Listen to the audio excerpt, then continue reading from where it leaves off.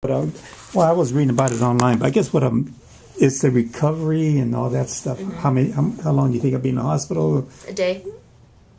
Go Monday, come out Tuesday, and recovery.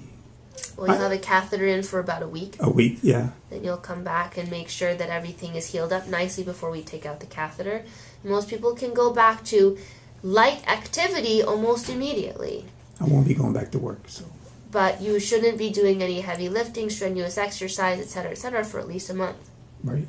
Okay? That's the recovery. And that includes snow shoveling and stuff like that. Could I drive 2 days after the surgery? I would not recommend that. You're going to have a catheter in place. Why do you need to drive 2 days after surgery? Go shopping? Well, I did when I had it in before. Well, you have to be, one, not taking any strong pain medication. Oh, yeah. And two, you have to have pretty good reaction time. We're doing pelvic surgery here. If you have to slam on the brakes, that's not necessarily, something that I would trust you to do. So to the extent that you can have someone help you in the first week, it's 1 week. So you shouldn't have to go grocery shopping that many times in 1 week, right? Well, I would just use that for an example. Right, but I'm saying if you can have someone help you out, that would be preferable to you doing everything yourself. My sisters want to come up from Pennsylvania. I have two of them. And I said, both of you coming up is useless. Yep. I said, why come up when I'm in the hospital?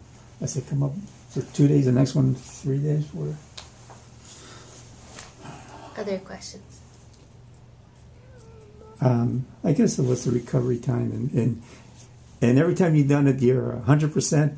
I mean, What do you mean? Success. How do you define success? They're still living and everything's normal. Well, I have not ever had anybody die on me from a prostate cancer surgery.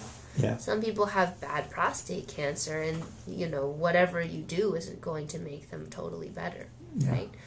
And your particular type of prostate cancer, again, is an unusual entity. So the standard tools that we use to estimate outcomes after prostate cancer surgery don't apply, because this is not that kind of prostate cancer. Yeah. So don't really know how to characterize the behavior of this after surgery. But I think after I talk to Dr. King and have a chance to discuss it with other people, that would be better defined. But again, we're talking about not very many cases. This is not a common disorder. I know he said 7 or 8 cases in the last 50 years he found. So getting a sense for the natural history of it and the behavior is very hard.